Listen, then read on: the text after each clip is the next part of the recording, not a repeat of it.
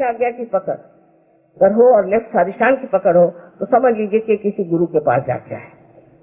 कोई न कोई अनधिकार चेष्टा करने से, किसी भी गुरु के पास जाने से ये सारा की सारा लेफ्ट साइड पकड़ जाता है। इसमें तो कोई शक ही नहीं, पर सबसे ज्यादा ये पकड़ता है। और ऐसे वक्त मनुष्य जो है एकदम उस आदमी के झांसे में आ जाता है। वो जो भी बात कहता है वाह वाह, कुछ भी वो आपको दौड़ाएगा वाह वाह वाह। आप सोच भी नहीं सकते कि ये गलत काम है, ये नहीं करना चाहिए। ये कौन होता है हमें सब कहने वाला?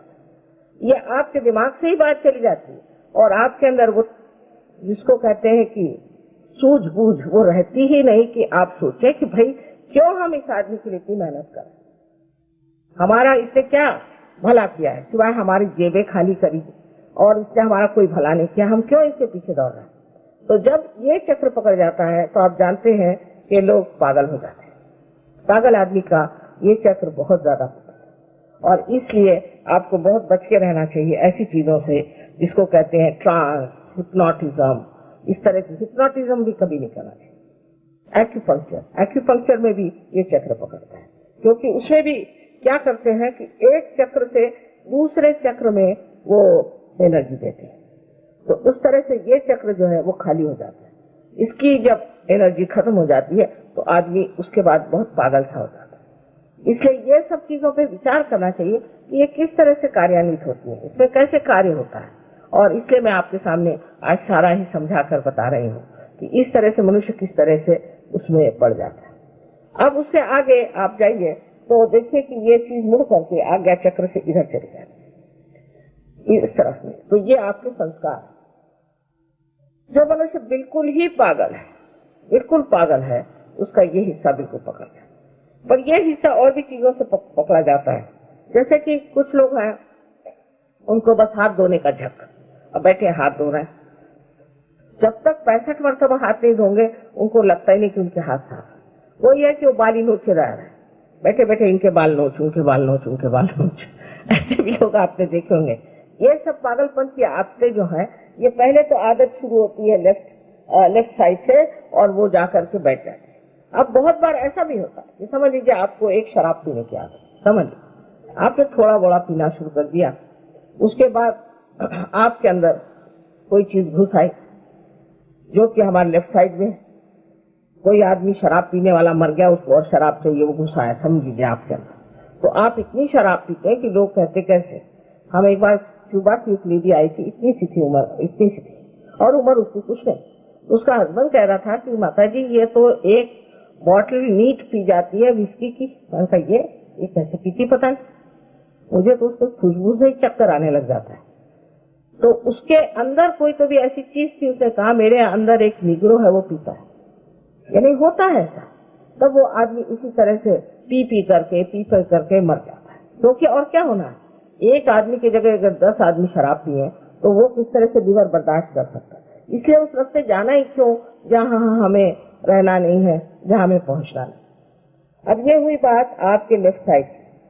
अब राइट साइड की बात मैंने थोड़ी सी आपसे बताई कि जब आदमी अतिकर्मी होता है तो उसे क्या क्या तकलीफ होती है। राइट साइड में भी आप देखिए कि मनुष्य अब राइट स्वादिष्ठान पकड़ता है। राइट स्वादिष्ठान उसका पकड़ता है जो कि म्यूजिशियंस है, जो कि आर्टिस्ट है। अब वो लगे आपके पीछे। पहले तो उन्होंने कुछ बनाना सीखा, उसका जब कुछ नहीं मिला तो लाइनें बनानी शुरू कर दी, फिर कुछ है तो उसके ऊपर में रंग मारना शुरू कर दिया, फिर भी नहीं कुछ जमा तो लंदन में तो ऐसे भी लोग हैं कि जमीन पे सारा रंग फैला देते हैं और उस पर लोड़ते हैं और कहते हैं ये आर्ट हो गया, इतना बड़ा आर्ट है, और लोग पैसा भी देते हैं, उस चीज का पैसा भी देते हैं।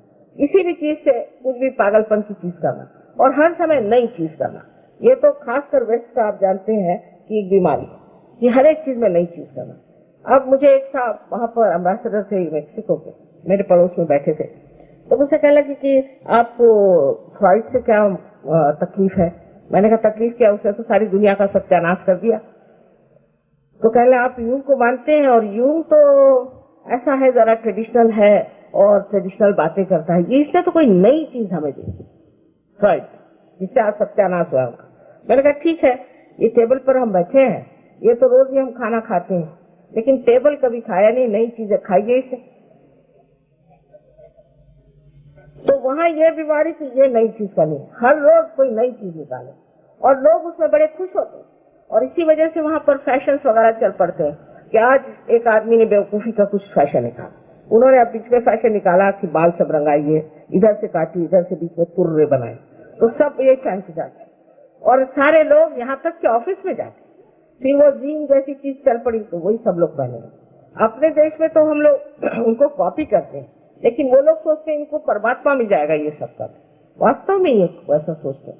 फिर उन्होंने और कोई चीज बता दी किसी ने, रोज नई नई चीजें निकलती रहती, फैशन का भी ऐसे, आज यहाँ तक का ब्लाउज, फिर यहाँ तक का ब्लाउज, यहाँ तक का ब्लाउज, फिर ब्लाउज ही गायब हो जाता।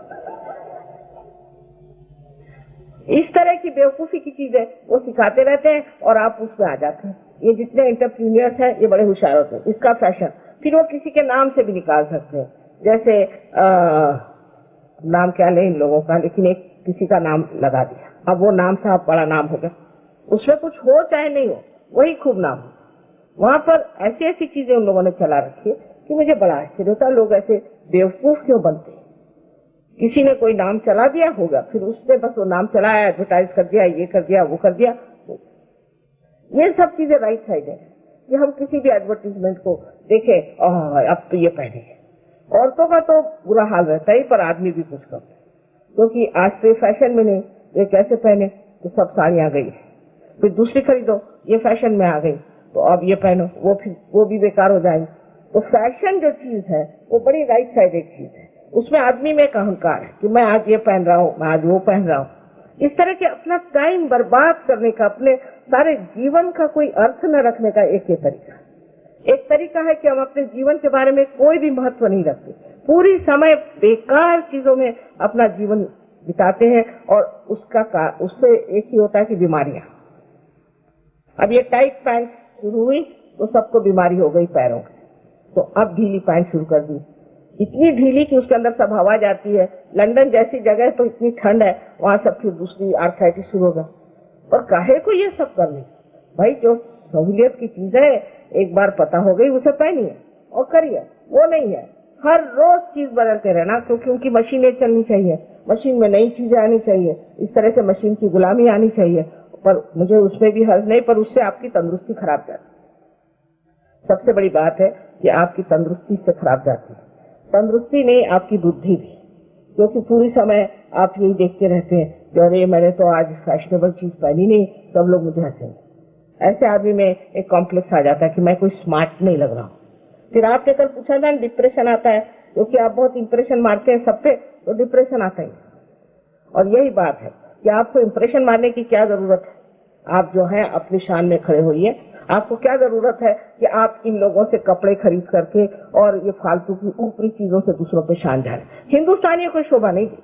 गांधी जी देखिए क्या कपड़े पहनते, दुबले पतले, बिल्कुल हड्डियां थी, लेकिन वो क्या उनकी शोभा थी। कहीं खड़े हो जाए तो लोग एकदम ऐसे चुप हो जाए जैसे कोई शेर खड़ा हो। हमारे देश की जो विशेषता है वो ये कि बाह्य चीजों में इतना ज्यादा दिमाग नहीं लगाते, बाह्य चीजों में इतना ज्यादा अपना समय पैसा नहीं बर्बाद करते। कोई विशेष महान विशाल चीज हो उसका तरफ ध्यान देना। और यही मैं बार बार कहूंगी कि हमारे भारतीय संस्कृति की ओर आप लोग नजर करें। हम इस देश योग भूमि के ऊपर बैठे हुए हैं, उसी से हम प्लावित हैं, उसी ने हमको पाला है, पोसा है, बड़ा किया है। ये विलायत के जो हम लोग को शौक पड़े हैं, ये क्या वो विलायत वाले हमें कुछ देने वाले हैं? वो क्या देंगे? उनके पास है ही क्या देने के लिए। एक बार उन्होंने वहां से चावल भेजा, उसमें ऐसी चीज भेज दी कि उससे वहां एक घास निकल आया महाराष्ट्र में, उसका नाम उन्होंने कांग्रेस ग्रास रखा। वो सबको खाता चला, बड़ी मुश्किल से उसको ठीक किया। तो फिर दूसरी चीज गेहूं भेजा, उसमें ऐसी अजीब से बीजे भेजे कि वो बबूल, ऐसी बबूल निकली कि उस बबूल का कांटा बच्चे को लग जाए तो बच्चा ही मर जाए। ये लोग क्या देंगे? इनके पास देने